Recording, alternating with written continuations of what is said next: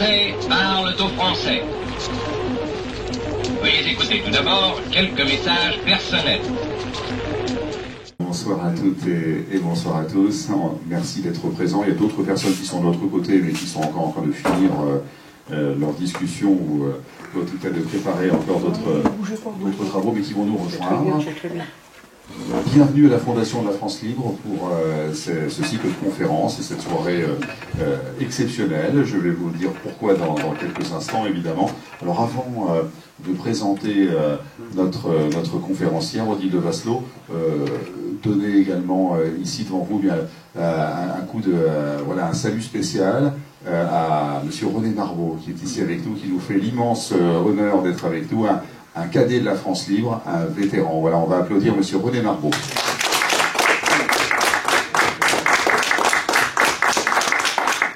Bien entouré d'ailleurs par les membres de la délégation du souvenir des cadets de la France Libre, qui sont là. Hugues Lavoie et Pierre Moulier qui sont autour de René, effectivement. Alors, l'honneur aujourd'hui, puisque nous allons rester sur ce mot qui convient parfaitement à ce qu'est la France libre, le mot honneur, le mot humilité également, puisque nous en avons parlé lors d'une conférence précédente, mais c'est pour nous toujours un moment privilégié que d'accueillir une résistante ou un Français libre ou un vétéran de la France libre ou de la résistance.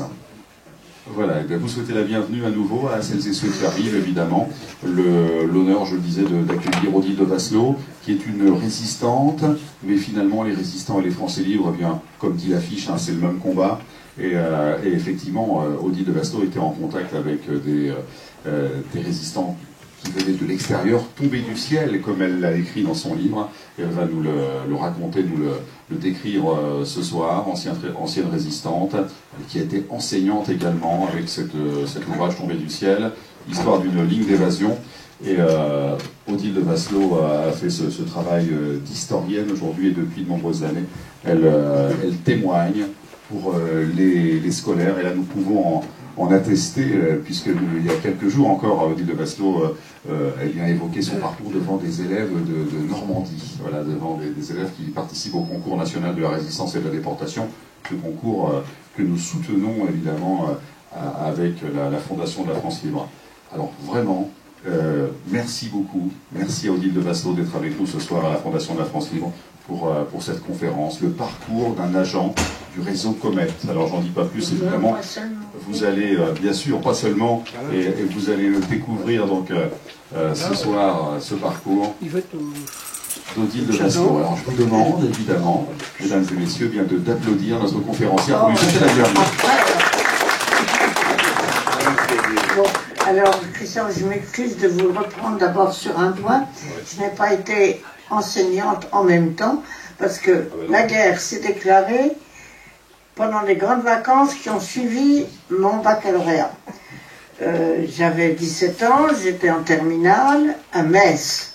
Papa était militaire et Metz était une grosse garnison où d'ailleurs il y avait le colonel de Gaulle, le colonel de Lattre de Tassigny, le général Giraud, le général de Lestrin, enfin, etc. Bon, alors, comme j'ai très peu de temps et beaucoup de choses à vous raconter, je passe sur les débuts. Donc, nous n'avons pas pu naturellement, après la débâcle et l'armistice, retourner à Metz, qui d'ailleurs, puisque l'armistice était signé, était redevenu province allemande, comme en 70. Et mon grand-père, qui était général, il n'y avait que des militaires dans ma famille. Mon grand-père nous a proposé de venir habiter chez lui à Paris. Pour la première fois, nous habitions Paris. On s'est un peu serré pour être... donc j'ai passé les 4 années d'occupation à Paris. Et c'est de là que je partais pour ma mission. Naturellement, au début, quand on est rentré à Paris avec ses oriflammes couverts de croix gammées, etc., c'était insupportable. Il fallait faire quelque chose. C'est d'ailleurs le titre d'un cinéma de Vincent Goubet. Il fallait faire quelque chose. Alors, comme tout le monde, ou à peu près, Nous avons commencé par déchirer des affiches, par faire des petites croix de Lorraine avec de la craie qu'on avait dans ses mains. On écrivait quand il y avait des hommes comme Philippe Henriot, je ne sais pas si ça dit quelque chose à certains, qui prônaient tous les soirs, pas à la télévision, à la radio, d'aller se battre en Allemagne en portant l'uniforme allemand.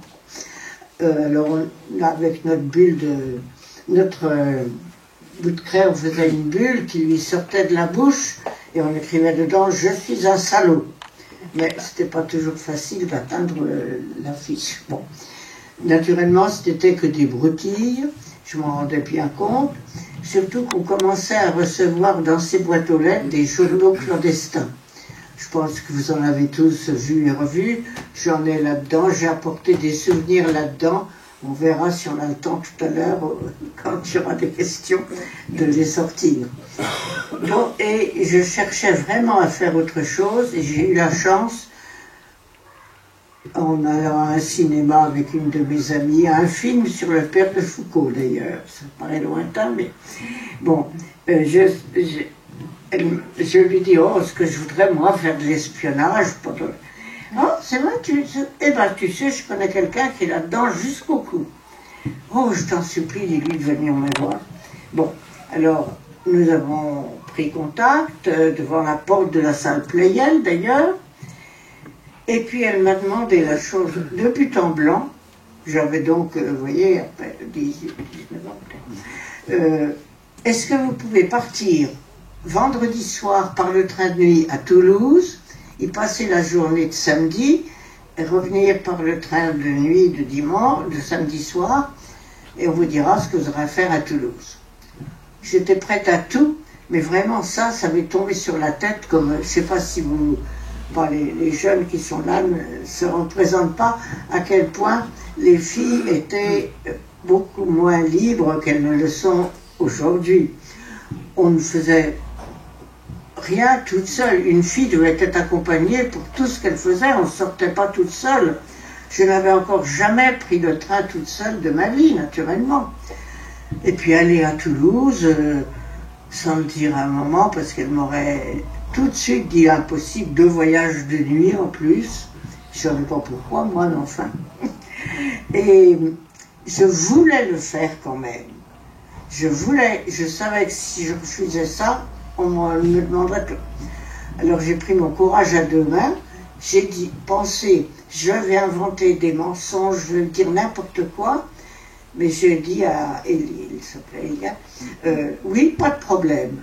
Bon, alors ça s'est emmanché, il fallait que je fasse connaissance de mon chef dans un restaurant, c'était encore un problème pendant la guerre, les restaurants du soir.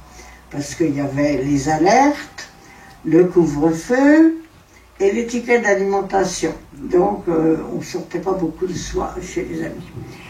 Et finalement, on m'a expliqué donc que j'arriverais à Toulouse en prenant le train à la gare d'Austerlitz à 6 h du soir. J'arrivais le lendemain à 8 h du matin. Que j'irais dans un restaurant à midi seulement, j'avais rien à faire d'autre, aller dans un restaurant rue de Séville, le restaurant des Tourneurs, pardon, au contraire, la rue des Tourneurs, le restaurant de Séville, et que je déposerais le paquet que mon chef m'aurait donné au départ sur une chaise en demandant à la serveuse Rolande, et elle l'emporterait en venant me servir et elle m'en rapporterait un autre que je remporterais. C'était le courrier descendant que j'emportais et elle me mettait le courrier remontant. Je n'ai rien compris, je ne savais pas ce que c'était. Tout ce que je vais vous dire maintenant, je l'ai appris après la guerre, parce que forcément on sait. Donc j'étais rentrée dans un service de renseignement, d'origine belge d'ailleurs, qui avait déjà fonctionné en 14, mais 20 ans après, les gens avaient mis les pieds dans les mêmes sabots, ils avaient recommencé exactement la même chose que 20 ans avant. Et il s'appelait Zéro, le service Zéro, il y avait Zéro France et Zéro Belgique.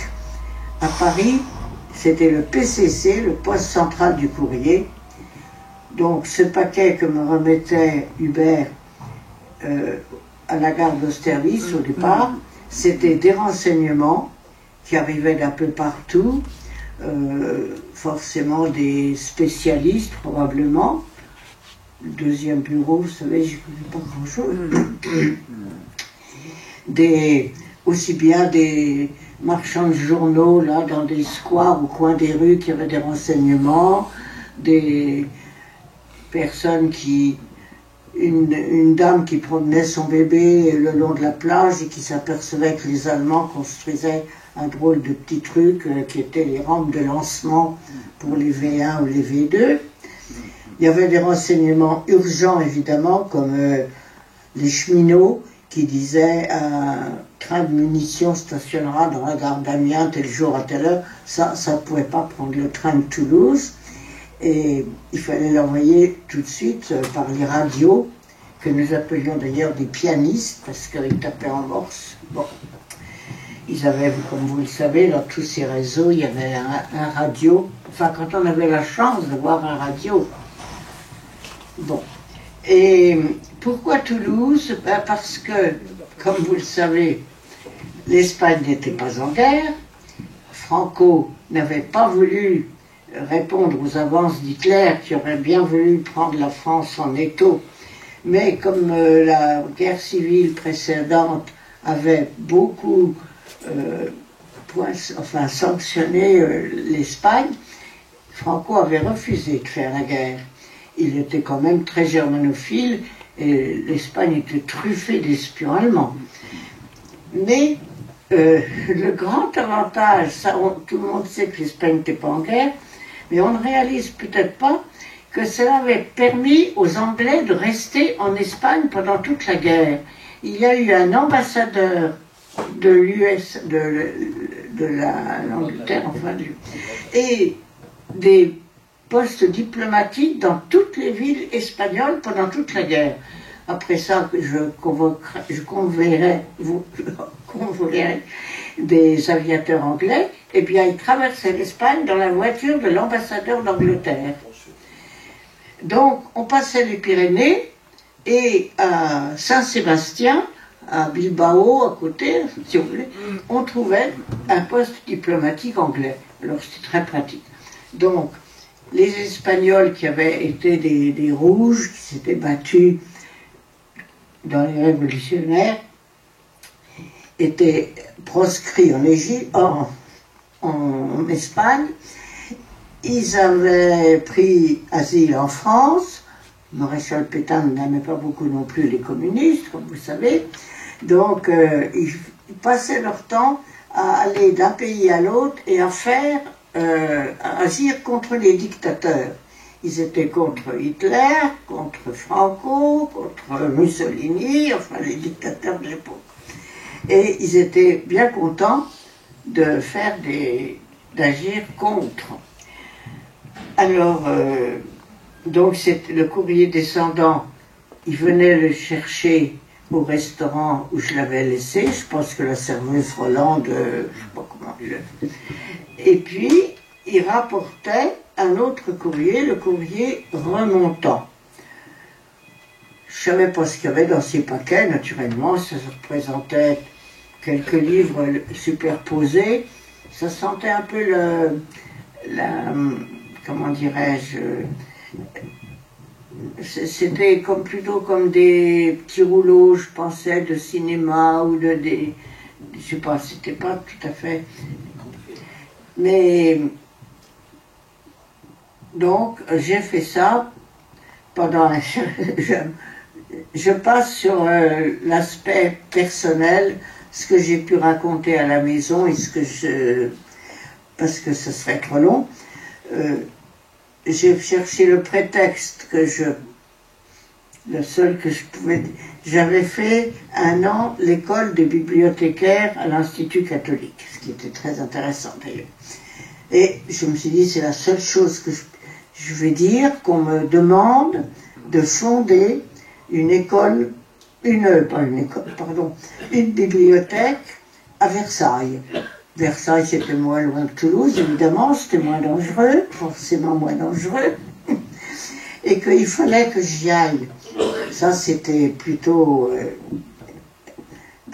le vendredi soir, pour discuter avec les gens, parce que nous avions beaucoup de travail, et puis que j'y recouche encore le samedi soir, parce qu'il fallait ranger, il fallait mettre au point et tout ça. Enfin, c'était archi cousu de fil blanc, mais maman m'avait dit, écoute, je te le permets pour une fois, j'espère que ça ne se renouvellera pas. Or, j'avais appris dans le restaurant le premier soir que c'était tous les samedis qu'il fallait que j'aille à Toulouse. Enfin, pour tout, je me disais, on verra bien. Pour l'instant, à chaque chose suffit sa peine. Donc, j'ai commencé à le faire, et puis j'ai continué plus ou moins, avec vraiment beaucoup de... Parce que quand je revenais, vous voyez, le dimanche matin, il ne fallait pas que je revienne trop tôt, Versailles, c'est très près quand même. Maman me disait bien, pourquoi tu ne prends pas le train le soir, tard, le samedi soir, au lieu de... Non, le dimanche soir, au lieu de revenir le lundi matin. Bon, non, je m'excuse, je m'embrouille en ce moment. Le samedi soir, au lieu de revenir le dimanche matin. Alors, on me disait, quand j'ouvrais la porte, quand je sonnais, alors, raconte ce que tu as fait. On est content, c'était facile d'inventer. Je me rappelle que maman voulait aller remercier les gens qui me logeaient, soi-disant, à Versailles. Et moi, je passais mon temps à essayer qu'ils ne se rencontrent pas, évidemment. Ça va vous faire rire, mais pour la rassurer un peu, je lui avais dit qu'ils habitaient rue de la Paroisse. Je connaissais la rue de la Paroisse à Versailles. Alors, ils habitent rue de la Paroisse. Bon. Et ça a marché pendant quelque temps, jusqu'au jour où je suis arrivée à Toulouse, et d'autres serveuses sont venues et m'ont dit Roland a été arrêté.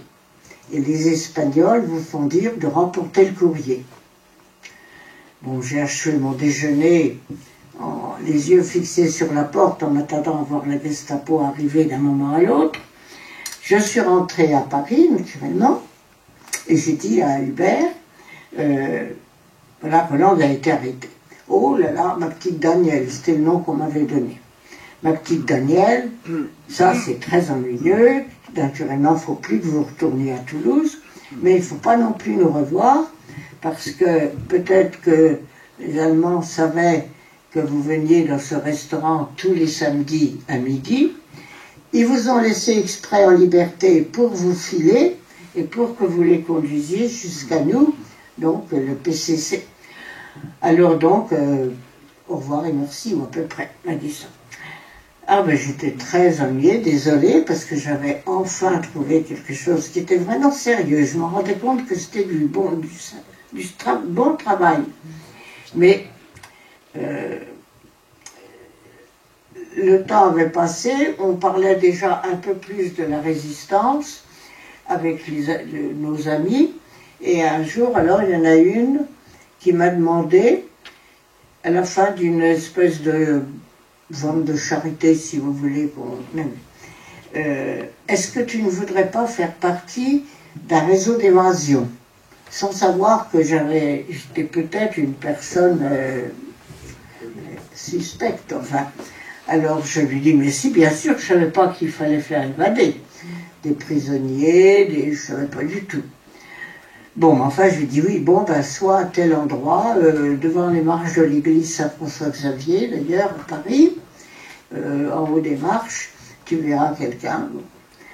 Et alors là, j'ai vu en effet un jeune garçon, que j'appellerai maintenant Jean-Jacques, nous étions d'autres, il y avait deux autres filles. Je me suis bien rendu compte qu'elles étaient là pour la même chose que moi, mais on ne s'était pas parlé. Puis alors quand Jean-Jacques est arrivé, il s'est précipité sur nous et il nous a dit moi je m'appelle Jean-Jacques, comment est-ce que vous allez vous appeler? Alors cette fois j'ai dit Jeanne. Bon. Alors, quelle est celle de vous trois qui peut partir demain matin avec moi en Belgique. Je dis moi tout de suite pour être sûr qu'on ne prendrait pas ma place. Et bon, et ben soyez à 8h du matin, gare du Nord, devant le guichet des billets internationaux. Bien. Je suis rentrée à la maison à bicyclette. Tous faisaient beaucoup à bicyclette. Et je me suis dit, ben, ça, cette fois, ça va plus marcher. Un vendredi, ça allait encore, c'était un peu passé dans les mœurs. Maintenant, le lundi, c'est pas possible. Il faut que je dise la vérité. C'est plus possible, j'en peux plus. J'en étais vraiment assez malade moralement. Bon, alors, à bicyclette, j'ai calculé ce que j'allais dire un moment. J'avais l'intention de dire la vérité, toute la vérité, rien que la vérité. En effet, je dis, maman, voilà, faut que je parte demain. Comment? Le lundi aussi, c'est pas possible. Je veux aller voir ton ami, etc. Je lui ai dit, écoutez, il faut bien que je vous dise, vaut mieux que je vous dise la vérité. Voilà, je ne sais pas ce que vous croyez. Et alors, par hasard extraordinaire, j'en étais ravie, maman a cru que j'allais quand même à Versailles. Je n'avais pas été assez claire. Elle m'a dit, bon, ben écoute, j'aime autant le savoir. Mais j'espère que quand tu vas à Versailles, tu loges quand même chez des gens bien. C'était le grand problème. Moi, j'étais tout à fait innocente, je ne connaissais rien. Mais bon, alors je dis, oui, ils sont très bien, ils sont très sérieux, ils sont comme nous. Alors, là-dessus, je suis partie beaucoup plus... À partir de ce moment-là, ça a été beaucoup plus agréable à la maison. On savait que je faisais... Et maman croyait quand même que j'allais à la bibliothèque, que je faisais les deux à la fois. Je ne sais pas comment je m'étais exprimée. Et je pouvais arriver avec même 24 heures de retard, ce qui est arrivé souvent au moment où les Anglais préparaient le débarquement, où ils bombardaient à outrance les voies ferrées, ou bien, enfin, c'était beaucoup plus détendu et j'en garde un moins mauvais souvenir. Alors, ça, ce service d'évasion, il faut savoir ce que c'est. Je vais ouvrir une parenthèse pour expliquer d'abord. Quand les Anglais passaient le Pas-de-Calais, le Channel, naturellement, les avions, les radars, ce qu'on appelait la FLAC, c'est-à-dire la DCA allemande. En français, c'est la DCA, la défense contre avion. En Allemagne, c'est la FLAC. Alors, tout se mettait en route, naturellement. Il y avait des phares qui cherchaient les avions dans le ciel. Il y avait des radars. Il y avait des chasseurs allemands, des petits avions allemands aussi. Et naturellement, ces avions qui représentaient souvent des flottilles même quelquefois 3000 avions à la fin, au moment du débarquement. 3000 avions anglais et américains d'ailleurs. Bon, ils essayaient d'échapper. Alors que ce soit à l'aller de l'endroit qu'ils avaient bombardé ou au retour, ils étaient quelquefois malheureusement coincés, repérés, quoi. Je me rappelle avoir vu même à Paris de phares comme ça qui se croisaient, un avion au milieu qui était visé et qui cramait et qui descendait au sol comme une torche enflammée. Alors, naturellement, les gens du commun se disaient, oh, les pauvres types là-haut qui sont brûlés ou qui sont tous morts. Non, en réalité, ils arrivaient à s'échapper, certains, en sautant en parachute. C'était prévu par les Anglais au départ. Ils avaient un kit à la ceinture, et je n'ai pas non plus le temps de vous en montrer les détails, mais qui était remarquablement fait. Il y avait d'abord une petite boussole, qui était plus petite que ce bouton. Il y avait des pastilles sous forme, comme on vend les médicaments aujourd'hui dans les pharmacies, pour rendre potable l'eau qu'ils rencontraient en marchant, parce qu'il fallait naturellement qu'ils marchent beaucoup pour rejoindre la côte ouest. Enfin, ça dépend, quelquefois ils étaient tout près, quelquefois ils étaient loin. Donc il y avait des pastilles pour rendre potable l'eau, là j'en ai encore aussi. Ils mangeaient des pommes de terre crues dans les champs ou des betteraves crues.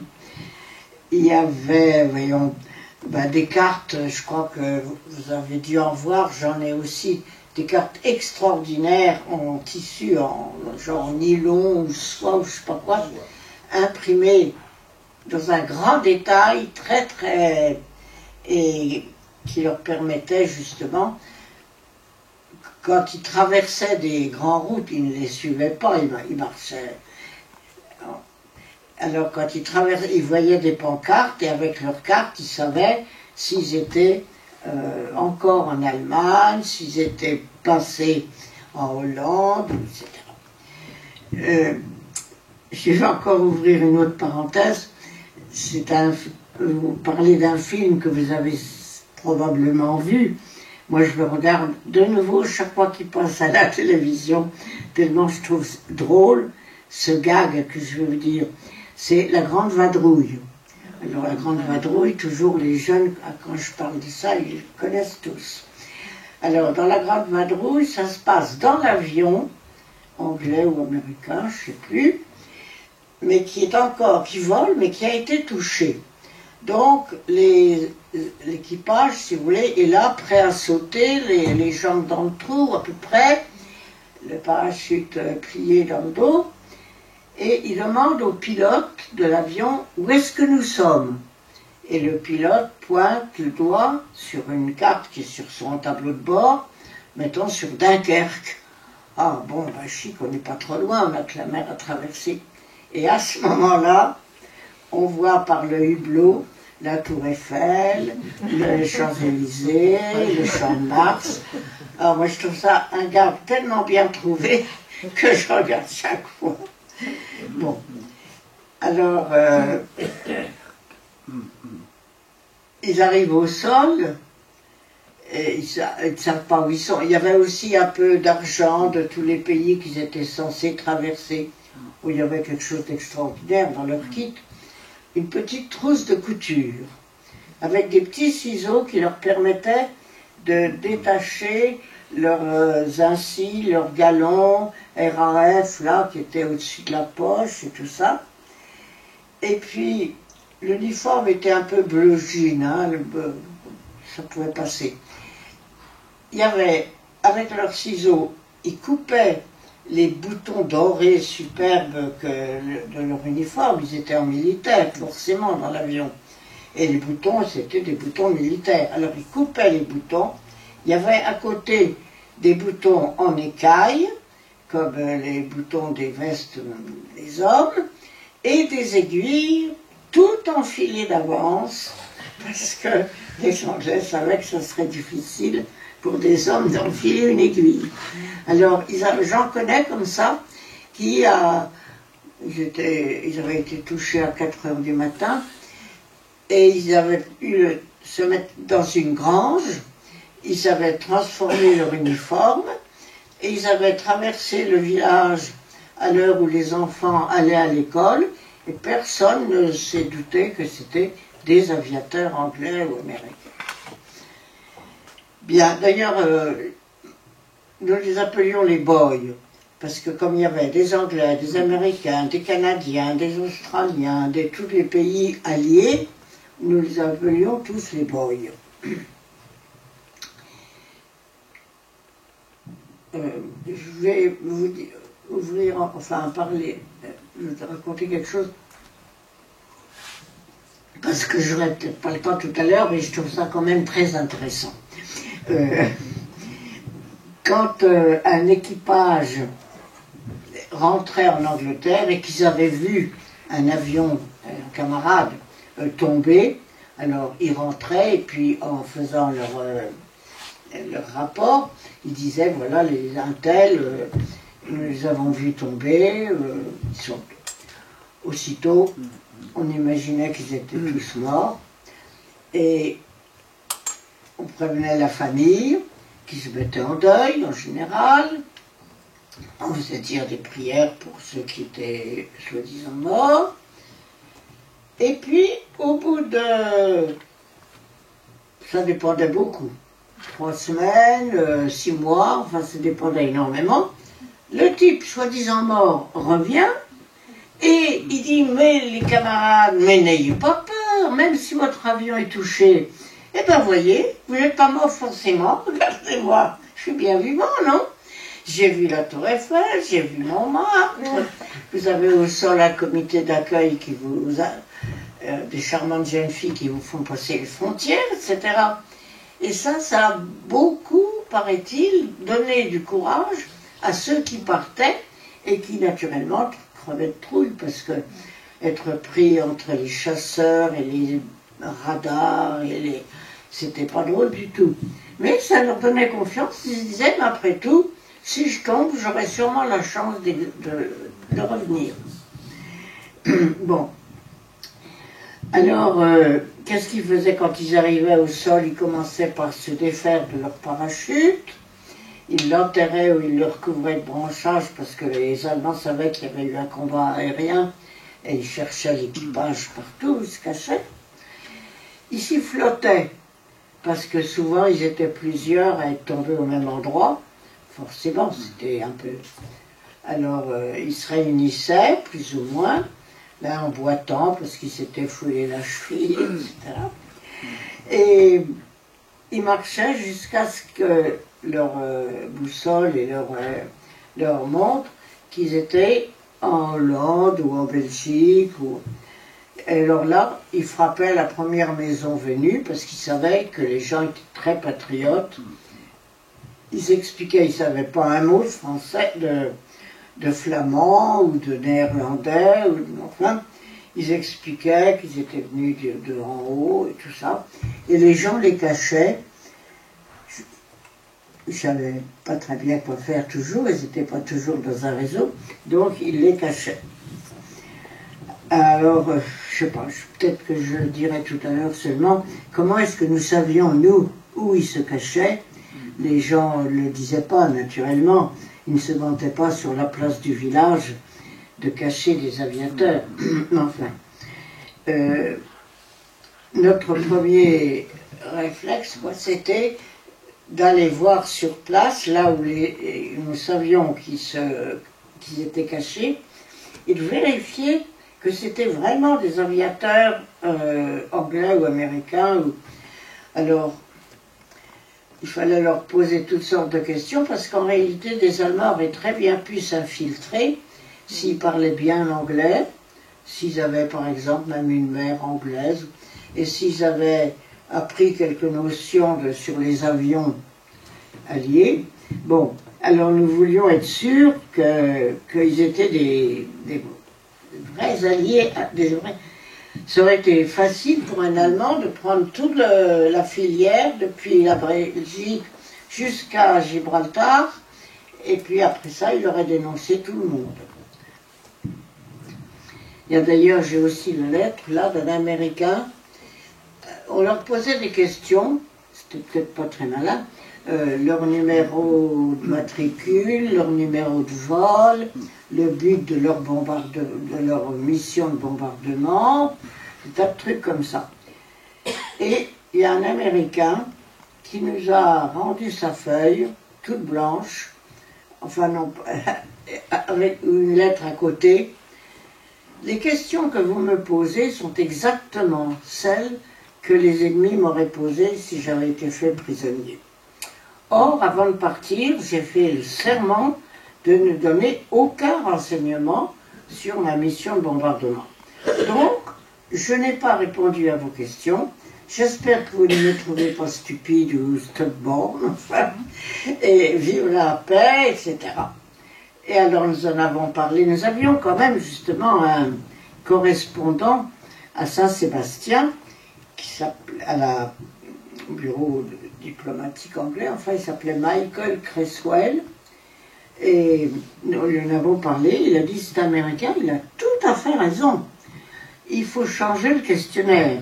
il faut leur demander quel est le nom de leur petit chien, quelle est l'école où vont leurs enfants, comment s'appelle leur belle-mère, etc.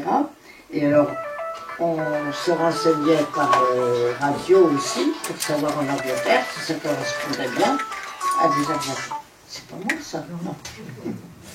Bon, excusez-moi. D'accord, il n'y a pas de mal. Et alors, voilà. Donc, quand on était sûr qu'ils étaient authentiques, enfin, des jeunes gens, il y avait en réalité dans ce réseau qui s'appelait Comet, je vous dirai tout à l'heure pourquoi Comet, il y avait, chacun avait son petit boulot bien déterminé, c'était très cloisonné si vous voulez, on ne faisait pas tout la même chose depuis Bruxelles jusqu'à Gibraltar. On avait sa petite part, quoi. Alors il y avait des garçons ou des filles, en général des étudiants, peut-être même quelquefois des scolaires d'ailleurs, qui venaient les chercher là où on avait déterminé où ils étaient, et ils les amenaient à Bruxelles.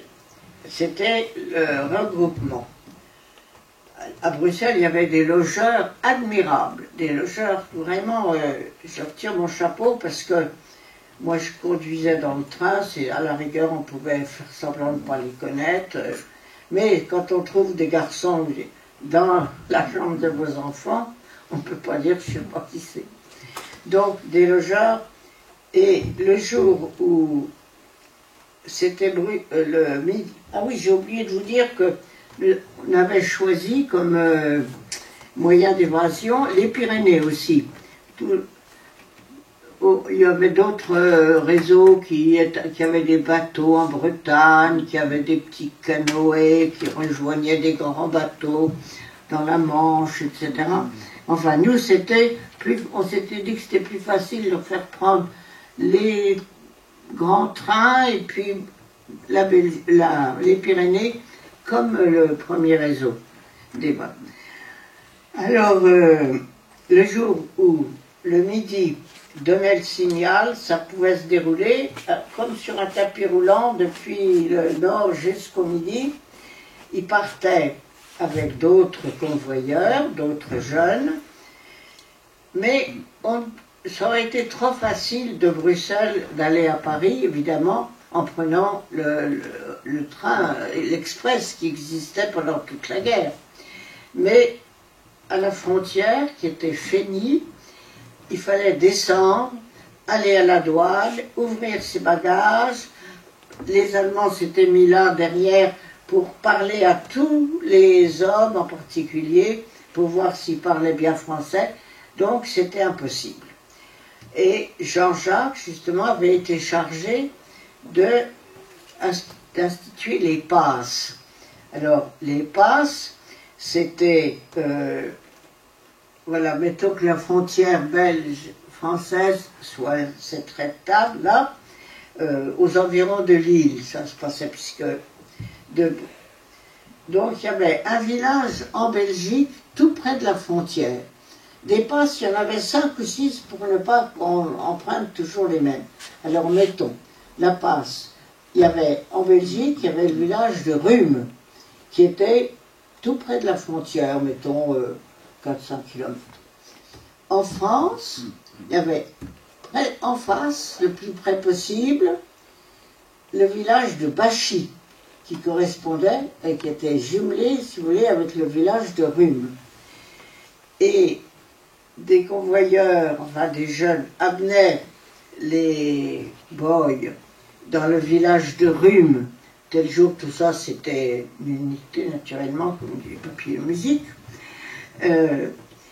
Ils amenaient un certain soir, à peu près 3 fois par semaine, hein, ça se passait, dans le village de Rhume.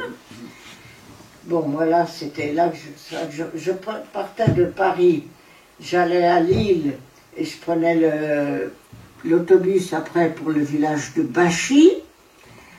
Dans les 2 maisons, Rhume et Bachy, il y avait naturellement une maison amie, qui était au courant. Alors j'allais, c'est Jean-Jacques qui m'avait montré la première fois, il m'avait fait faire le voyage, en me disant, regardez bien ce que nous faisons parce que la prochaine fois vous serez toute seule.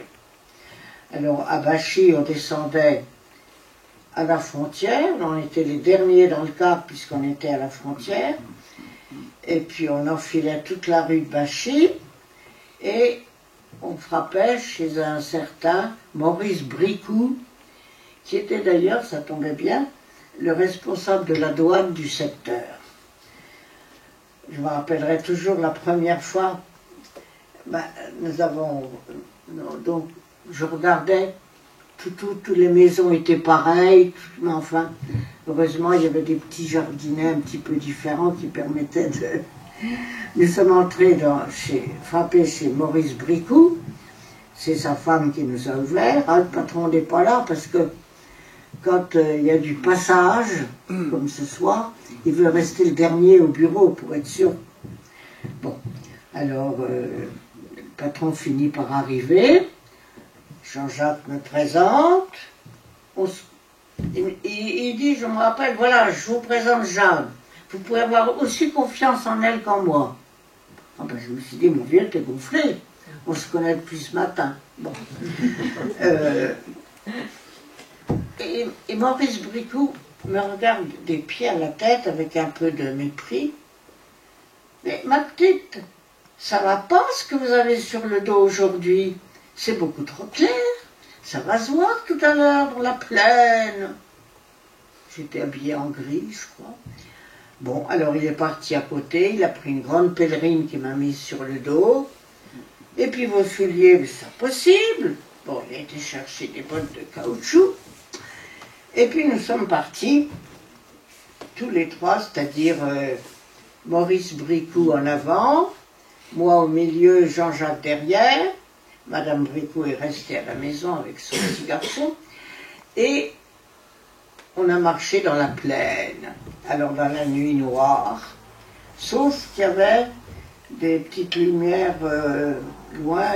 Maurice Bricou s'est retourné, m'a dit, ça, c'est les postes de douane allemands. Alors surtout, attention, pas de bruit. Bon. Nous sommes arrivés devant des rangées de fils de fer barbelés, avec de l'eau qui coulait au milieu. Et Maurice me dit, bon, il m'aide à passer la première rangée, puis ensuite il me dit, maintenant, il faut marcher dans l'eau pour que les chiens perdent notre trace. Je dois vous dire, quand on a 20 ans, ça me fait quand même... Enfin, c'était très folklorique. Je me disais en même temps, et ben voilà, c'est exactement comme ça que je me représentais qu'on pouvait faire la guerre quand on était une fille, quand on n'était pas soldat, évidemment, quand on avait 20 ans, parce que j'avais lu autrefois beaucoup de livres. Je ne sais pas si vous... Antoine Rodier avait écrit La guerre des femmes, avec Léonie Vanout et Louise de Bétigny, ça ne vous dit rien, personne. Louise de Bétigny faisait exactement ça. Bon. Et alors on remarchait après les fils de fer barbelés, et on arrivait, vous voyez des toits noirs, beaucoup plus noirs encore que le ciel qui était déjà noir.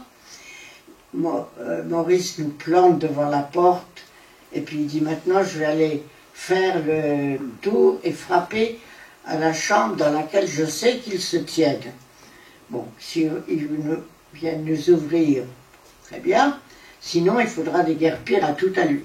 Bon, on est venu nous ouvrir.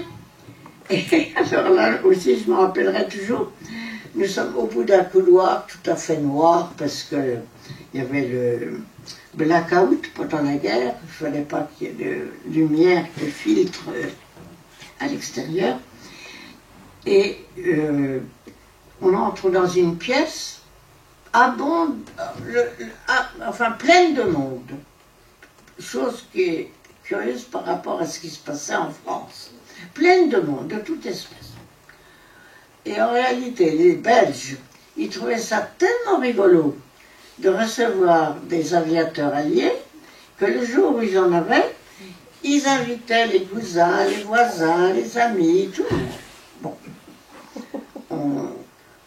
On finit vite par reconnaître tout de même les boys que nous venions chercher, des grands, généralement un peu roux ou blonds, les cheveux rasés comme des militaires,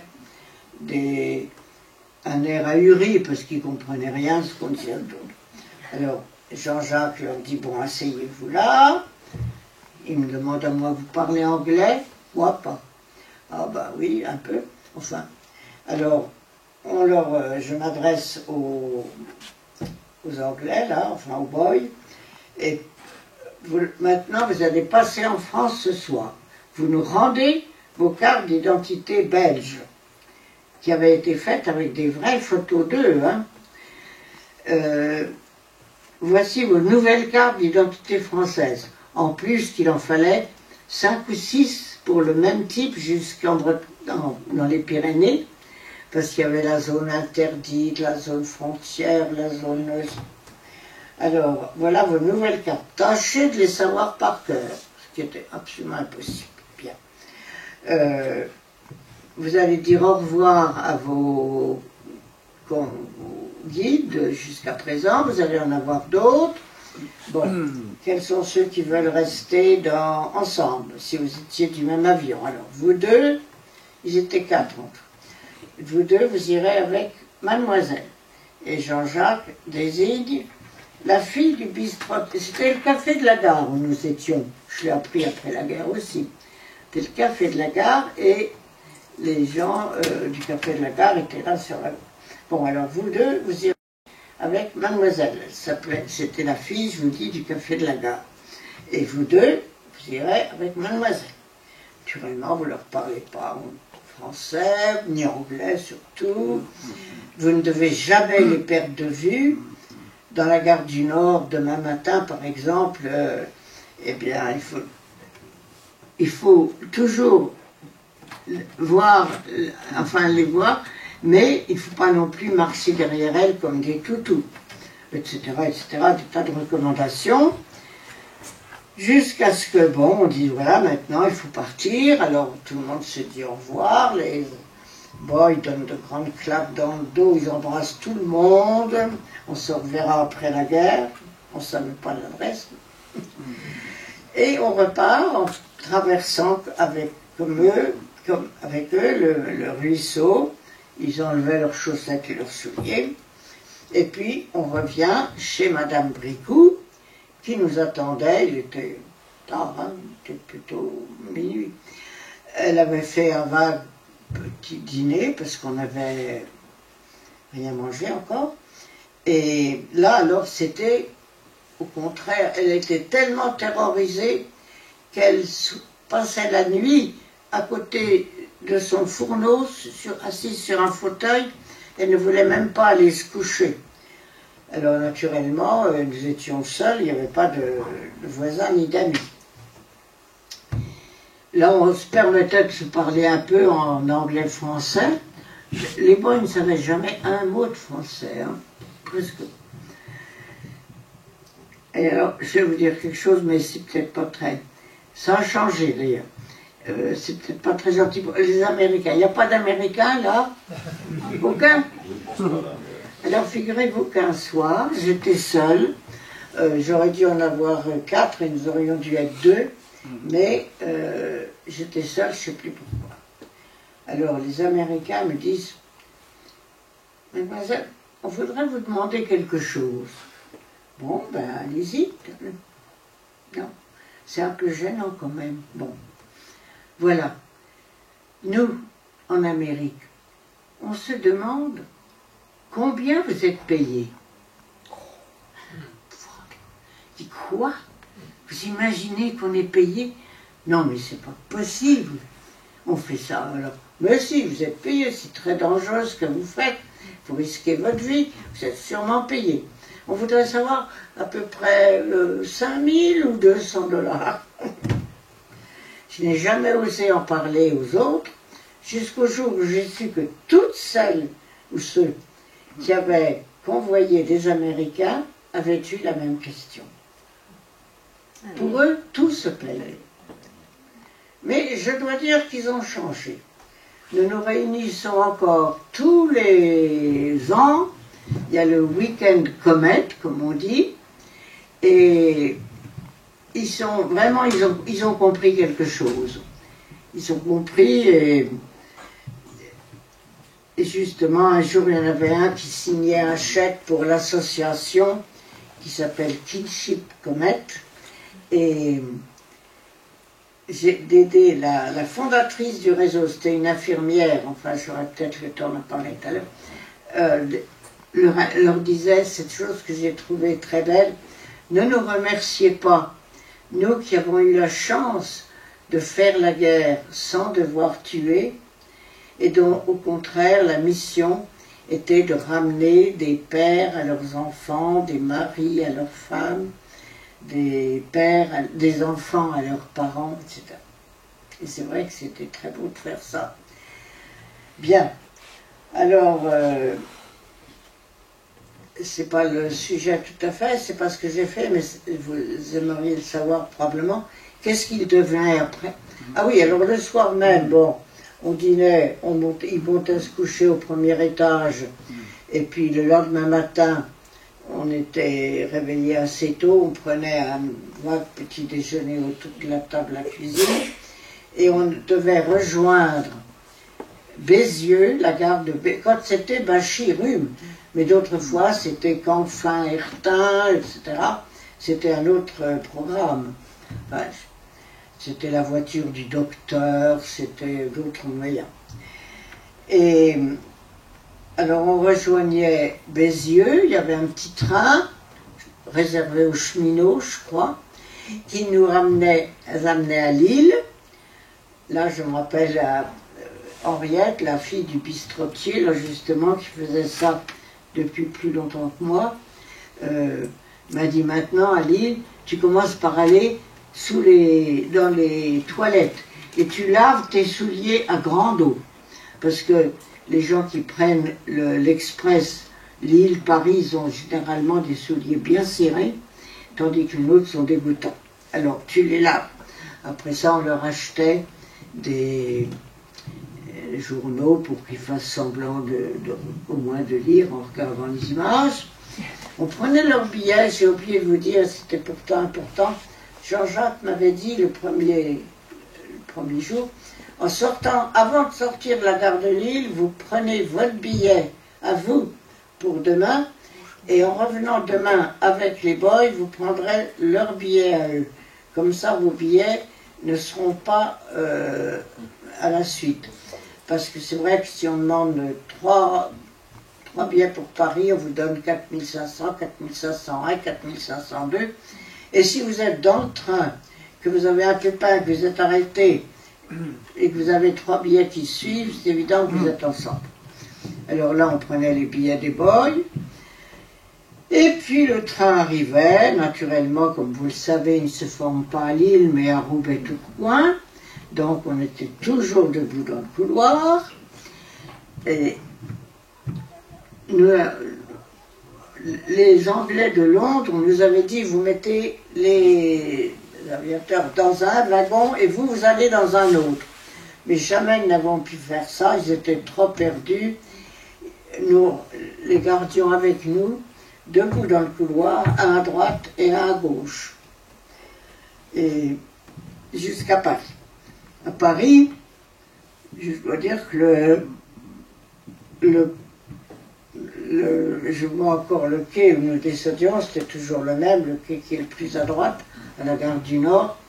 Je ne comprends pas comment on ne les arrêtait pas davantage au bout du quai. Ils avaient vraiment des airs tellement English, là, vous savez. Et puis, habillés n'importe comment, parce qu'on les avait habillés. Et surtout, pas le moindre bagage. Les mains le long du corps. Et moi, il me semble que je les aurais désignés comme ça, les clandestins. Enfin, heureusement, on aurait pu à la rigueur leur acheter une petit porte-document en fibrane, comme... Enfin. Alors, je les conduisais, chose par le métro. Ça, c'était assez amusant de rentrer dans le métro, de pousser les gens parce qu'il était midi, pousser les gens pour faire rentrer nos boys.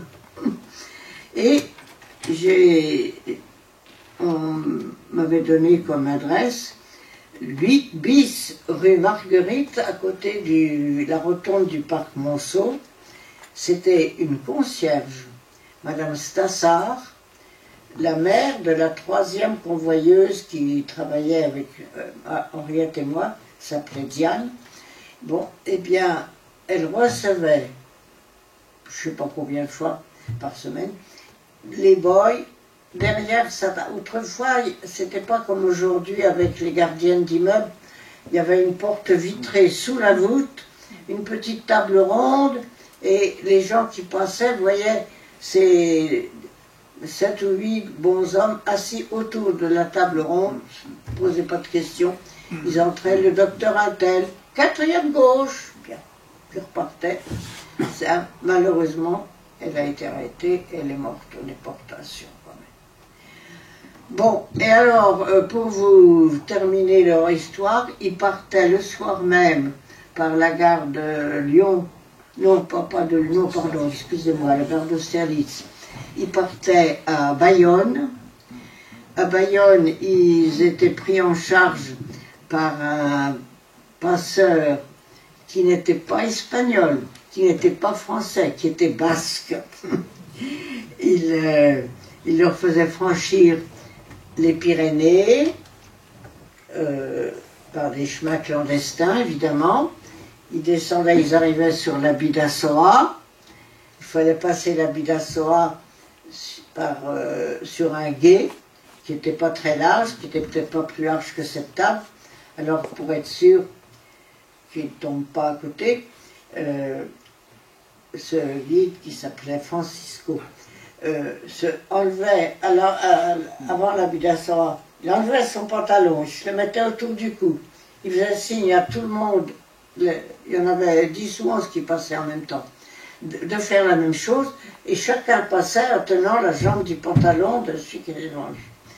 De l'autre côté de la Bidassoa, il y avait encore à passer le rail, enfin le chemin de fer et la route, parce que on profite toujours de ce que l'eau a fait son chemin pour faire passer dans les endroits très pentus le rail, la route et l'eau. Pour moi, c'est un symbole. Le rail, c'était assez difficile, il fallait monter le remblai, les pousser. La route, c'était plus facile, pour qu'il y ait beaucoup d'autos. Et voilà. Et ils arrivaient encore les Pyrénées de l'autre côté, mais moins pentus qu'en France. Et ils arrivaient dans le premier village espagnol à l'heure où sonnait l'Angélus du matin. Bon, alors là, naturellement, ils s'affalaient, ils étaient crevés, et le convoyeur partait à la plus proche poste du britannique, anglais, enfin, je crois que c'était Saint-Sébastien, je ne sais pas, ou Bilbao, et on venait les chercher en auto. Ils traversaient l'Espagne en auto, et ils entraient à Gibraltar, et à Gibraltar, les Anglais les envoyaient chercher. Quand c'était des officiers supérieurs, ils avaient le droit à des avions, autrement c'était des sous-marins. Bien, alors, tout ça c'est très joli, mais un jour, c'était le 4 janvier 1944, vous voyez, juste à la fin de la guerre, enfin, l'année du débarquement. Au lieu c'était encore Bachirum, c'est ce que j'ai fait le plus souvent comme passe. Au lieu de trouver 4 types, je n'en ai trouvé que 2 et un convoyeur. Et ceux qui étaient là m'ont dit, nous les avons vus à Tournai, probablement ils ont dû rater leur correspondance, etc.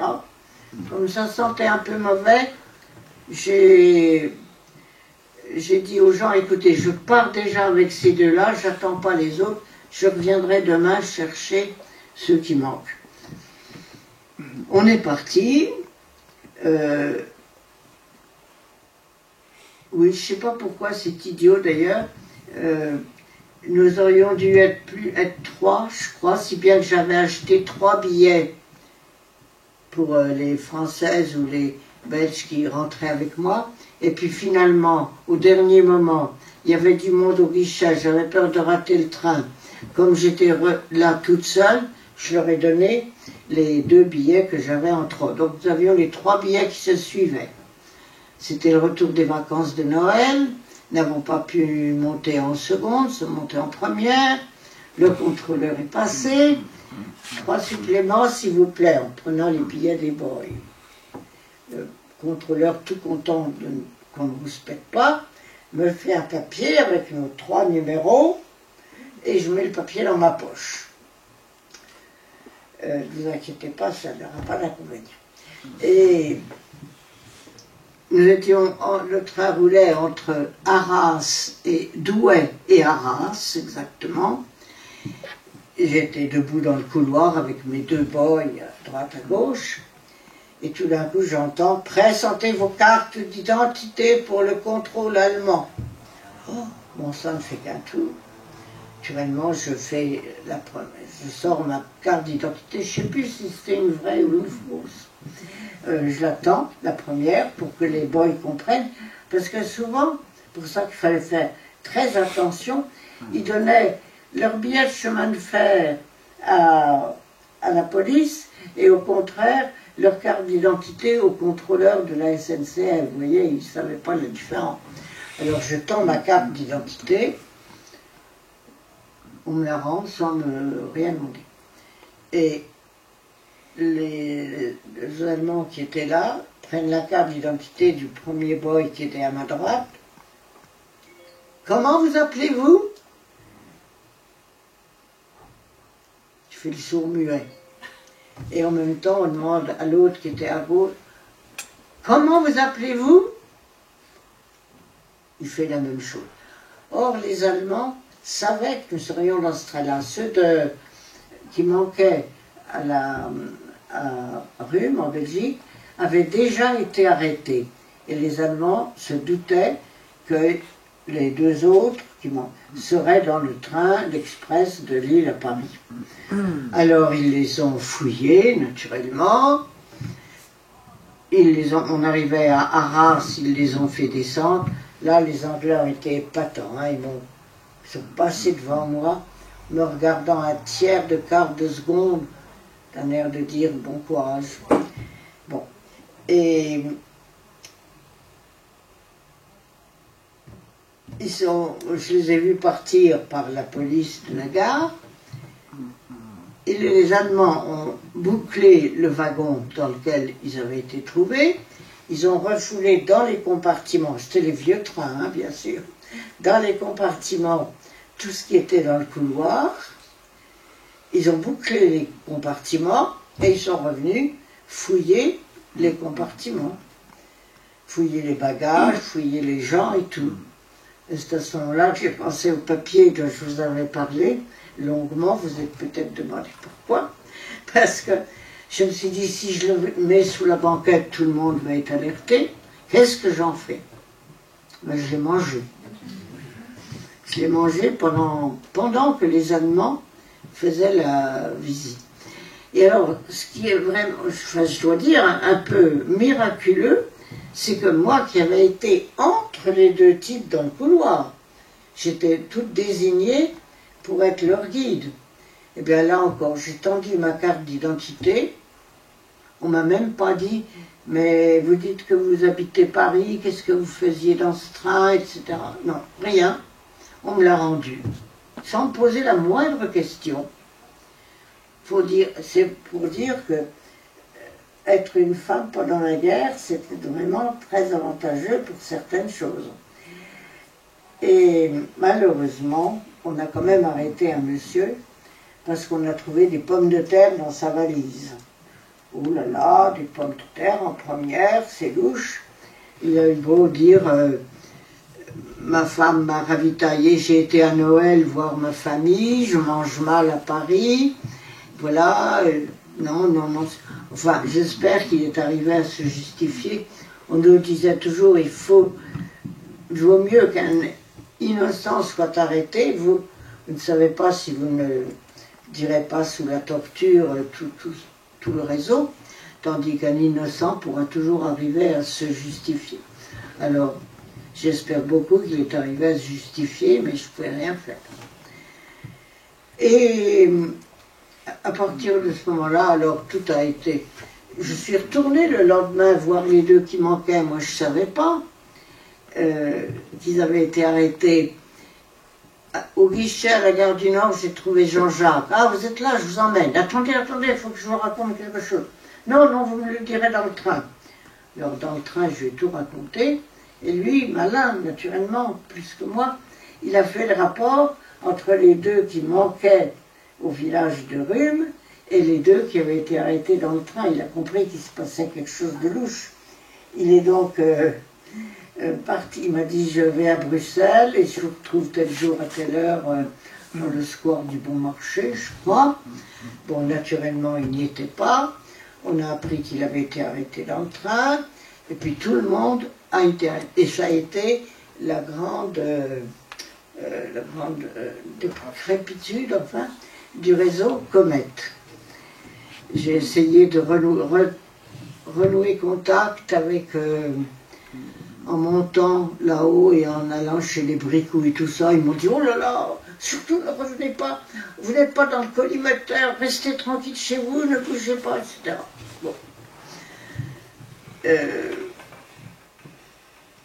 Alors, moi j'étais un peu désolée de ne plus rien faire, et j'ai retéléphoné par personne interposée, parce que je n'avais pas leur téléphone, à ceux du premier service de renseignement. J'aurais dit, écoutez, il y a 6 mois, le ça à peu près, vous n'avez pas eu d'ennui, j'ai pas eu d'ennui non plus, j'ai pas été filé, est-ce que je peux venir? Oui, oui, bon, très bien. Alors là, je suis revenu, c'était donc février 44. Les voies de communication étaient complètement désorganisées en prévision du débarquement.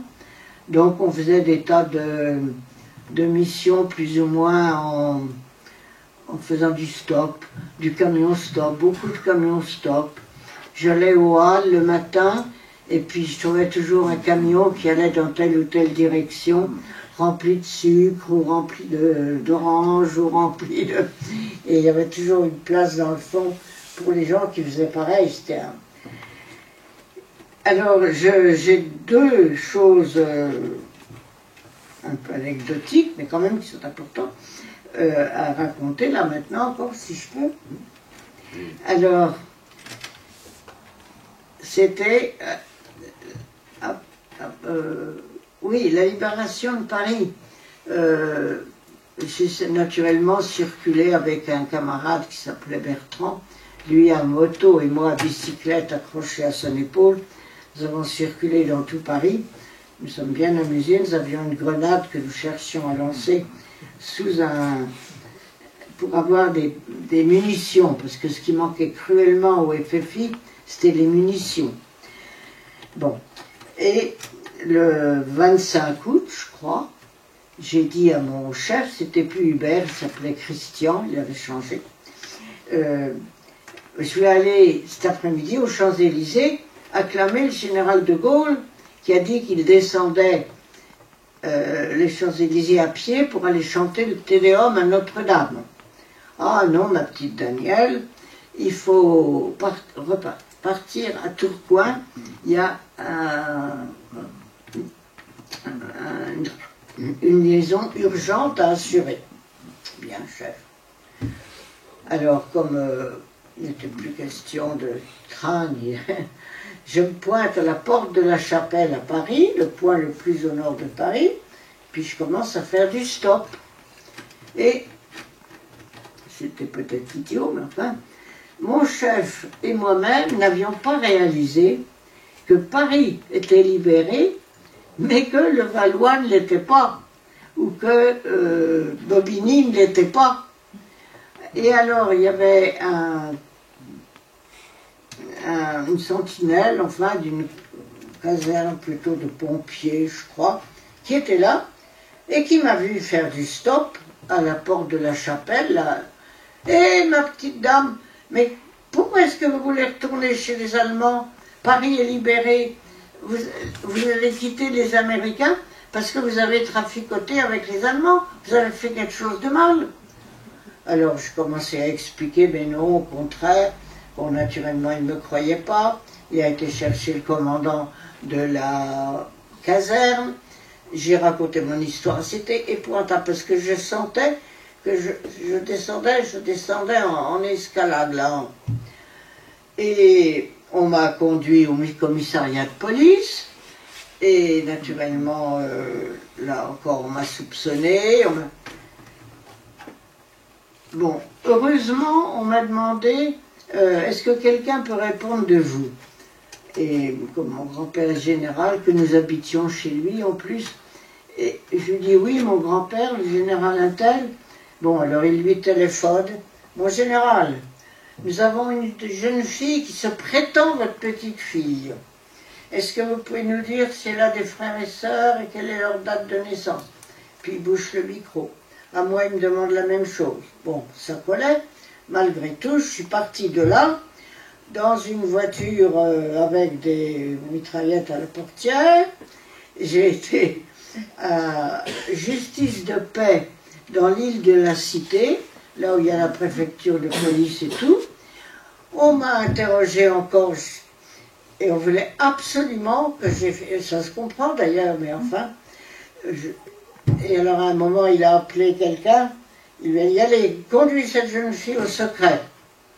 Le type a craché par terre devant moi, espèce de sale putain de garce. Comme Libération, c'était pas drôle.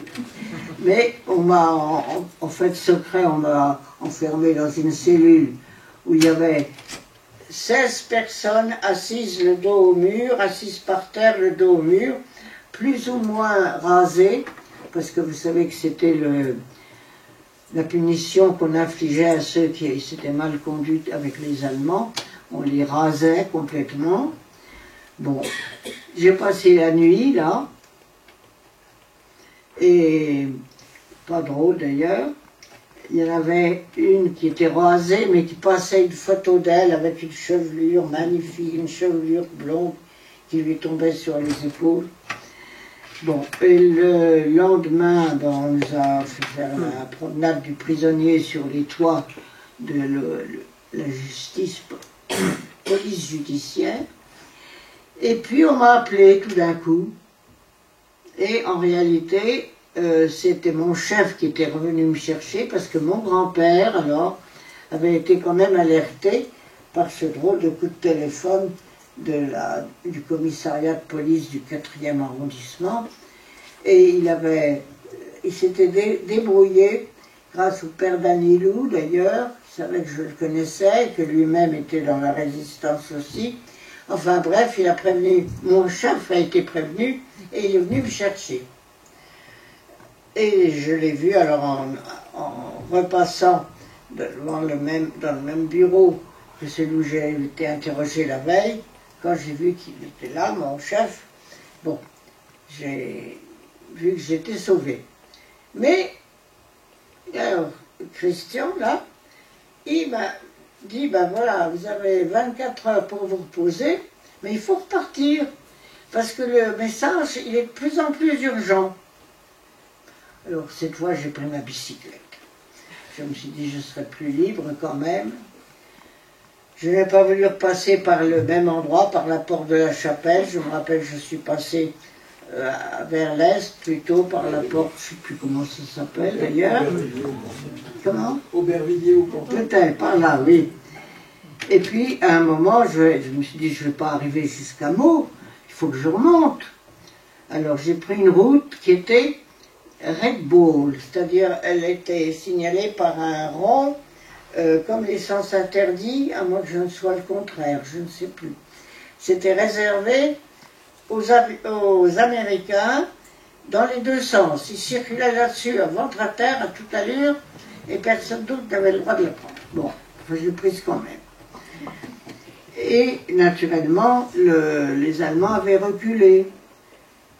Donc j'avançais à bicyclette, et je me rappelle, dans le dernier village, c'était, comment il s'appelait déjà, je ne sais plus très bien, j'ai été tout de suite au bout du village. C'était le dernier village libéré. Les enfants montaient sur les chars pour recevoir du chewing-gum et du chocolat, etc. Et j'ai dit à ceux qui étaient en train de pointer leur canon en face, écoutez, j'habite la maison, là, laissez-moi passer. Bon. Alors, dépêchez-vous. Naturellement, je suis partie, mais j'ai dépassé la maison. Et j'ai traversé le village d'Ormois, qui n'était plus du... Il n'y avait plus d'Allemands, mais il n'y avait pas encore d'Américains. C'était le no man's land absolu. Il pleuvait des cordes, ma bicyclette faisait du bruit sur la route. Je voyais les gens qui sortaient qui regardaient par les soupiraux des caves. Et je leur disais, courage, courage, vous allez être libérés. Ils sont à Nanteuil-le-Haudouin. Je les ai vus à Nanteuil, les Américains, vous allez être libérés ce soir. Et puis, après Ormois, je me disais, maintenant, il y a le front devant moi, il y a le front allemand. Comment est-ce que je le sais? Comment est-ce que je sais à quelle distance? Combien de temps je peux rouler comme ça? Et puis quand on passe le front, il faut se déguiser, il faut avancer d'arbre en arbre en se cachant dans une forêt ou je sais pas quoi. Mais s'il y a encore 15 km à faire, je peux faire 15 km en rampant dans le fossé avec ma bicyclette sur le dos. Bon. Alors, j'avançais toujours en me disant, mais c'est idiot parce que quand je le saurai, ça sera trop tard. Il faut que je le sache savoir, mais comment le savoir? Et en effet, au bout d'un certain temps, j'ai vu en travers de la route un Allemand avec des chars qui patrouillaient le long de la forêt, comme ça, à l'orée du bois. Il y avait des tas de chars camouflés, d'ailleurs, avec des tissus verdoyés. Et il faisait niche passé avec un grand bâton et un disque au bout. Je me suis approché à pied, puis je lui ai expliqué que je voulais rentrer, c'était Crépy-en-Valois. Alors je lui ai dit, mais j'habite Crépy-en-Valois, je suis parti ce matin pour ravitailler ma grand-mère. Non, il ne comprenait pas le français. Nicht passé. Alors c'était un dialogue de sourds. Heureusement, il est arrivé de l'intérieur de Crépy-en-Valois, une élégante voiture décapotable allemande, un officier qui a sauté sur la route, qui s'est adressé à la sentinelle et à moi en français. Il m'a dit, alors qu'est-ce que vous voulez? Alors je lui ai réexpliqué. Il m'a pris par le bras, j'ai cru qu'il allait me faire monter dans sa voiture qui ronflait toujours. Oh, allez, oust! Et il m'a envoyé à l'intérieur de Crépy-en-Valois. Ah, vous dire ce que j'étais heureuse. J'ai pédalé à l'intérieur. Je ne voulais pas me faire libérer dans la nuit parce que ça aurait été tout à recommencer. Alors j'ai continué jusqu'à l'entrée de la forêt de Compiègne. Et là, je me suis arrêtée dans une ferme. J'ai été reçu, c'était merveilleux, ils m'ont invité à manger avec eux, ils m'ont, naturellement, je leur racontais la libération de Paris, c'était pour eux un conte de fées. Et puis, ensuite, ils m'ont ouvert une chambre avec un grand lit. Ah, je me rappellerai toujours, dans ce grand lit, je me disais, ben voilà, le roi n'est pas mon cousin. Ah, j'ai passé le front, ce qu'on raconte quelquefois dans les histoires de guerre, enfin, j'ai passé le front, et maintenant je n'ai plus qu'à pédaler jusqu'à Roubaix-Tourcoing. Et voilà, le lendemain, j'ai voulu repartir. Il y avait... Les Allemands reculaient, et alors ils prenaient le même chemin que moi, et ils me tendaient la main pour que je m'accroche. J'ai été comme ça jusqu'à Bapaume, le premier soir, j'ai couché à Bapaume. Les Allemands m'ont donné rendez-vous sur la place du village le lendemain matin pour m'emmener plus loin, mais pendant la nuit, les Anglais sont venus et ils ont bombardé tout ce rassemblement de chars allemands qui se trouvaient là. Alors du coup j'ai continué toute seule et puis voilà. Puis il fallait revenir dans l'autre sens, en faire un peu la même chose. Enfin ça a été plus facile. Parce que j'ai traversé un espèce de terrain d'aviation en diagonale. Je voyais les Américains de l'autre côté, j'étais encore chez les Allemands là. Je prenais une route en me demandant où est-ce que je vais pouvoir trouver. Puis à un moment, bon, ben, je me suis lancée dans la diagonale là, du terrain d'aviation. Je suis sûre qu'on a tiré sur moi. Parce que j'ai vu de loin le feu du fusil, le feu qui sortait du canon du fusil. Je l'ai vu là. Et je me suis couchée par terre. J'ai fait semblant d'être morte. Il a dû se dire je l'ai eu. Et puis, au bout de 10 minutes, je me suis relevée et je suis arrivée chez les Américains. Et voilà.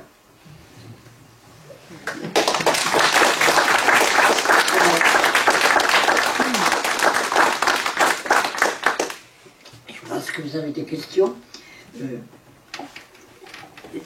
Alors effectivement, merci déjà Odile de Vasselot pour ce premier témoignage, en tout cas cette conférence passionnante. Je voyais la salle évidemment qui était complètement accrochée, mais quelle chance évidemment nous avons de côtoyer l'histoire vécue par une jeune résistante, et puis on est marqué par l'incroyable courage d'une jeune fille. C'est vraiment ce qui nous marque là lorsqu'on vous écoute.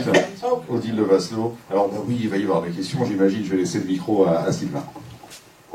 Allez-y, il faut démarrer, hein, c'est la première qui est la plus dure. Je suis arrivé en retard, mais je ne sais pas si ça a été dit, l'âge que vous aviez à votre première mission.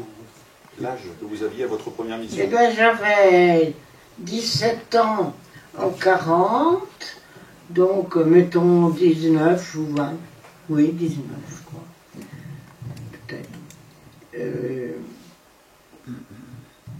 Je vous ai dit que je vous dirais pourquoi ça s'appelait comète. Les Anglais, enfin les boys, mettaient plus ou moins longtemps à rentrer, et il y en a qui ont mis 8 jours tout d'un coup. Et il y a un Anglais qui a dit « Oh là là, mais c'est plus fort qu'une comète !» Alors on a choisi ce nom. Ah oui. Une autre question? Oui. Oui, d'abord merci. Parlez bien après. Oui, d'abord merci, parce que vraiment on avait l'impression de vivre votre épopée avec vous. Moi je m'interroge parce que j'ai une maman qui n'est plus, mais qui était quelques années plus jeune que vous, et qui m'a raconté aussi toute la belle histoire. Et je me demande quand même si vous avez eu peur, comment vos parents, parce que finalement ils n'ont jamais compris vos parents au début, avant de réaliser peut-être à la fin, quand votre grand-père général est intervenu. Je me demande comment vous avez vécu ça aussi dans votre famille, d'abord si vous avez eu peur, et quelles ont été les réactions de votre famille pendant, écoutez, après. C'est vrai, je comprends très bien. Je ne crois pas avoir eu peur, on avait pensé à autre chose. Mais vraiment, on avait une autre mentalité à cette époque-là. Parce que je me dis, vous voyez, aujourd'hui, à l'âge que j'ai, eh ben, je n'oserais pas aller à Toulouse quand je dis que je vais à Versailles. Je ne le ferais pas. Alors que je l'ai fait quand j'avais 18 ans. Mais je n'oserais plus. Mais je crois que, d'abord, on était quand même très pris aussi par les événements. On écoutait tous les soirs la radio anglaise, qui était d'ailleurs brouillée. J'avais un oncle de maman, un frère de maman, mon oncle, qui était chef d'état-major à Clermont-Ferrand, qui a été arrêté et qui est mort à Mauthausen d'ailleurs, avec 7 enfants. On avait beaucoup d'autres soucis. On pensait peut-être, on était moins repliés sur soi-même, je sais pas. Je me rappelle un jour, quand je suis revenue, je sais plus où, mon grand-père m'a demandé « Alors, comment ça s'est passé ton voyage ?» « Oh, très bien, comme d'habitude. » Et alors, dans ce réseau, combien étiez-vous au total? Vous n'avez jamais su? Parce que vous dites que à la fin, vous avez fondé une espèce Oui, une association, oui. Une association, une Comme galaxie, tous les on l'a réseaux, appelé. je crois. Sauf, oui. Et vous en avez retrouvé beaucoup, des gens que vous aviez aidés? Eh bien, non, un seulement, mais il y en avait d'autres. Oui, au début, parce que ça a commencé tout de suite. Au début, ils étaient presque tous des anciens que nous avions fait passer. Et puis de moins en moins, maintenant, il n'y en a plus. Il y a leurs enfants et leurs petits-enfants viennent. Et ça fait quand même toujours des réunions très nombreuses et très gaies, très... Il y avait toujours le type qui arrivait d'Australie avec son chapeau de cow-boy. Non, c'était très... Mais, enfin, c'est plus pareil, c'est plus la même chose, forcément. Moi, j'ai une autre question à vous poser. Est-ce que vous avez été récompensé quelque part par une médaille de la résistance que vous mériteriez? Une bonne question. Attendez. Est-ce qu'on vous a un jour accordé la médaille de la résistance? Ah oui. Ou une croix de guerre? Attendez, même forcément, bon, d'abord la Légion d'honneur, la croix de guerre, la médaille de la résistance. En Belgique, chevalier de l'ordre de Léopold, la croix de guerre. En Angleterre, la Medal of... Non, ça c'est américain. La King's Medal for Courage. Et en Amérique, la Medal of Freedom, médaille de la liberté. La maman de mon mari, qui habitait Vanves, avait un appartement juste au-dessus du lycée Michelet. Et elle aussi, elle récupérait des aviateurs anglais. Et elle regardait, parce que tout ça c'était très surveillé, et elle les faisait s'évader aussi comme ça. Et elle a eu la croix de guerre. Oui. D'où ma question. Ah oui, Bon, mais en tout cas, mille merci. C'était vraiment délicieux de vous entendre. Très émouvant. Après, il y aura une question. Oui. Je pense que ce serait vraiment très très intéressant, Gilles, que vous reveniez un tout petit peu sur la création de la ligne Comète. Parce que c'est quelque chose d'inimaginable, la façon dont ça a été créé à l'origine, les contacts qui ont été pris ici et là, sans que rien ne transparaisse à l'extérieur et que personne ne trahisse. Alors, il y avait en Belgique une famille, la famille de Jonge, ça veut dire le jeune en Belgique. Et ils étaient en réalité avant la guerre pour le rapprochement, vous voyez, pour le fait qu'il n'y ait plus de guerre, qu'on fasse ami-ami, puis naturellement, dans les conditions où ça s'est passé, ils étaient très résistants.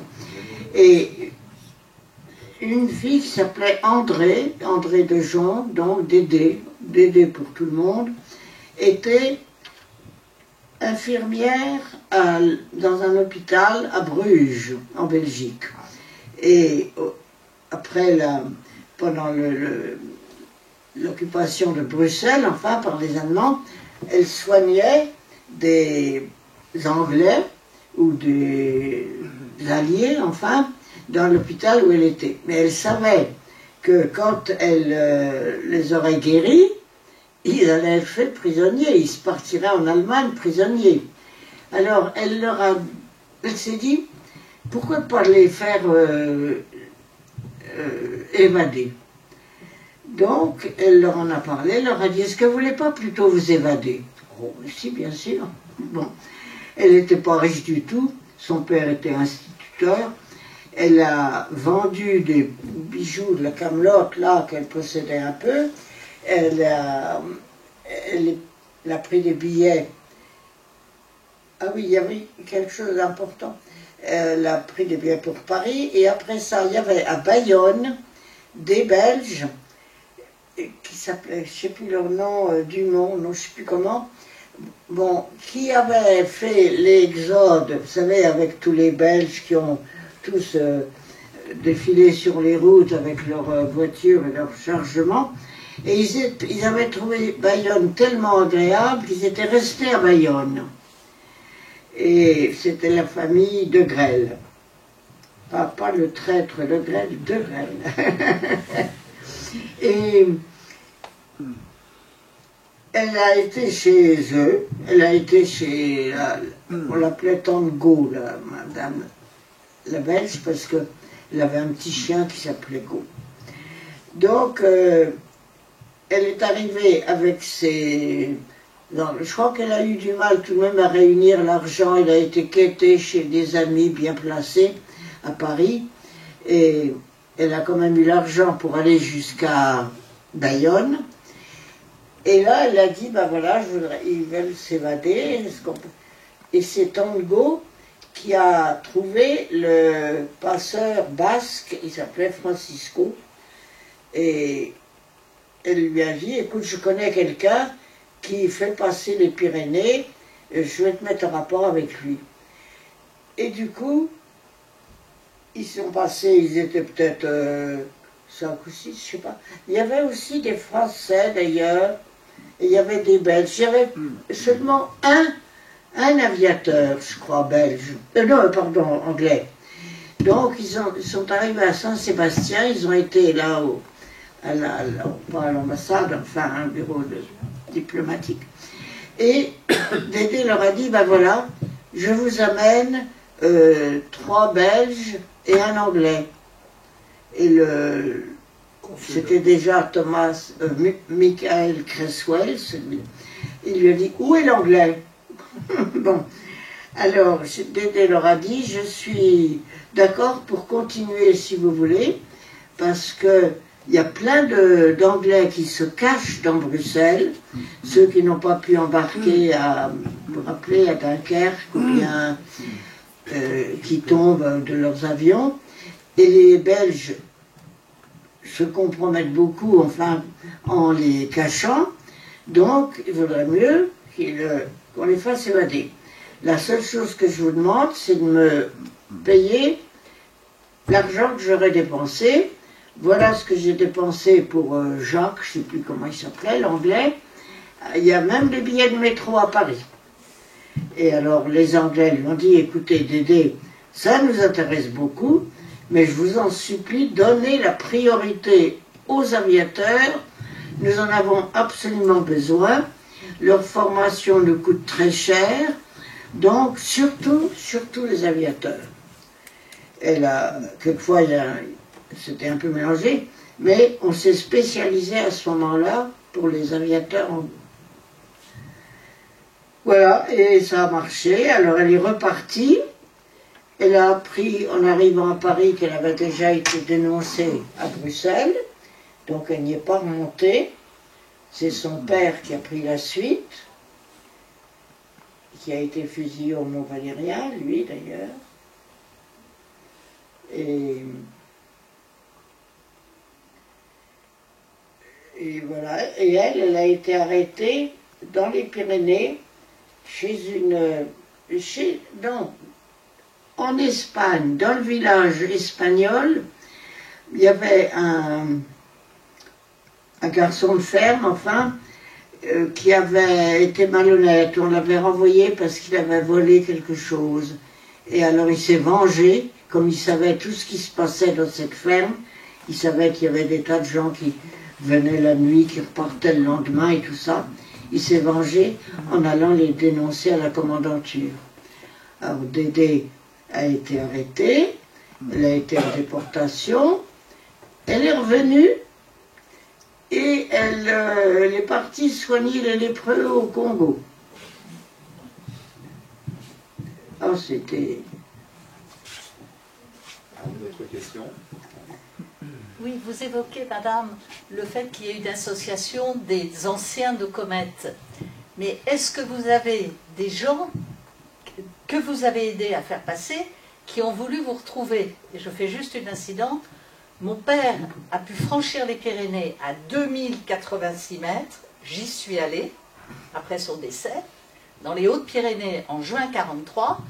Et ce n'est qu'en 80 qu'il est passé à la radio. Il a voulu absolument savoir avec qui il était en co-évadé. Ils étaient une douzaine, dont des Belges. Qui avait aidé? Qui avait aidé? Et l'émission de Daniel Mermet, d'ailleurs ma sœur était dans sa voiture et elle entend subitement « Papa à la radio ». Nous on était au courant de rien, ou pas grand-chose. Michel Bourdis vous parle, il veut savoir avec qui s'est évadé et qui l'a aidé. Je n'exagère pas, j'ai tous les documents. Dans les 15 jours, il a eu des courriers de gens qui ont entendu. Un journaliste dans la République des Pyrénées, je ne sais plus comment s'appelle le journal, a passé un avis de recherche, et en moins de 3 mois, papa a pu rencontrer Monsieur de Clarens, qui était le chef du réseau Andalousie, que j'ai pu rencontrer quelques mois avant son décès.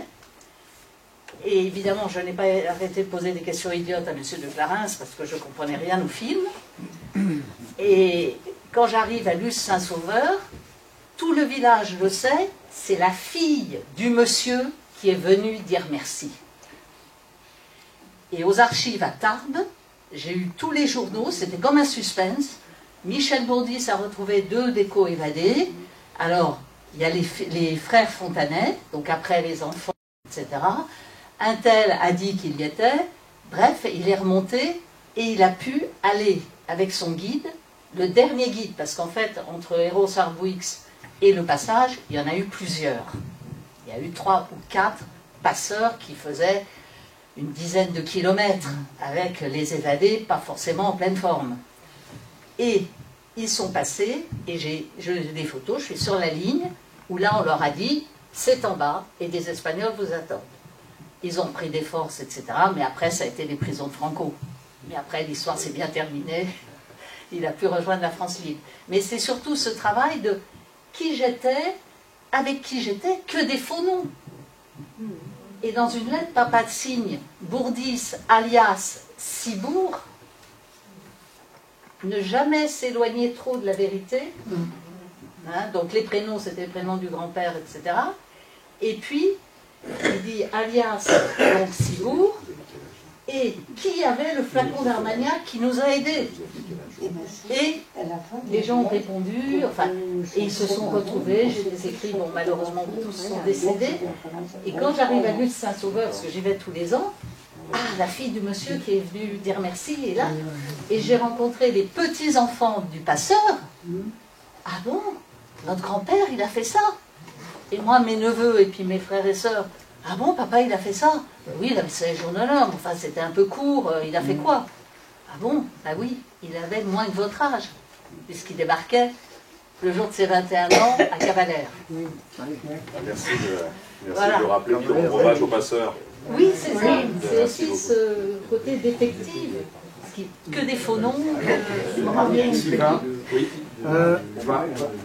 Je voudrais, Madame Odile, voilà, je voudrais que, comme on a la chance d'avoir René Marbeau qui est là et qui a entendu votre témoignage et votre conférence ce soir, je voudrais savoir ce que peut, voilà, la réaction d'un Français libre par rapport à ce travail d'une jeune résistante, cette action en France dans un réseau d'évasion. Je voudrais avoir le sentiment de René Marbeau. Alors, personnellement, je n'ai pas fait ce travail, bien que j'ai été parachuté dans les maquis de la France occupée, mais nous avons des cadets qui ont fait ce travail. Notamment, nous en avons un qui s'appelle Camor, qui s'était spécialisé dans le passage des aviateurs, et si j'ai bonne mémoire, il a réussi à passer 50 aviateurs de différentes nationalités, alliées bien sûr, en Angleterre. Et finalement, il a été arrêté, et d'ailleurs, ce qui est cruel, c'est qu'il a été arrêté, emmené, et on n'a jamais retrouvé son corps. Donc voilà. Et voilà, je voulais en profiter pour rendre hommage à tous ceux qui ont fait ce travail de transfert des aviateurs. J'ai connu en Angleterre des aviateurs qui ont été libérés aussi transportés et qui m'ont dit que 3 jours après qu'ils avaient été abattus sur le territoire français, ils étaient retrouvés en Angleterre. Donc ça veut dire que ce service de comète, notamment, était un service excellent. Et c'est pour ça, en tant que Français libre, je me permets de vous dire l'émotion que j'ai à vous avoir écouté. Merci René. Merci beaucoup. Oui. Ouais. Alors je ne sais pas s'il y a des questions. Alors, il y a des livres. Hein. On a les livres d'Odile de Vasselot, donc Tombé du ciel. Si vous voulez en profiter évidemment pour vous les faire dédicacer, c'est possible. Hein. Voilà. Et puis avant de terminer donc cette conférence et de vous laisser avec Odile de Vasselot pour les dédicaces, vous rappelez le prochain rendez-vous de la Fondation. On aura un autre rendez-vous au mois de mars. Il y a un deuxième rendez-vous le 27 mars, mercredi, avec Sébastien Albertelli, qui est un de nos historiens du Conseil scientifique de la Fondation de la France Libre. C'est un professeur d'histoire qui a réalisé une thèse sur les services secrets de la France Libre, le BCRA dans la France Libre. Ce sera la conférence exceptionnelle également de Sébastien Albertelli le 27 mars. Voilà, c'est un de nos meilleurs historiens, je le dis au nom de la Fondation de la France Libre. Alors vraiment, nous vivons des soirées exceptionnelles à la Fondation avec vous. Alors, je vais encore remercier du fond du cœur, vraiment, au nom de la Fondation de la France Libre, Madame Odile de Vasselot. Voilà, bravo. Les sanglots longs des violons de l'automne blessent mon cœur d'une langueur monotone. Je répète, blessent mon cœur d'une langueur monotone.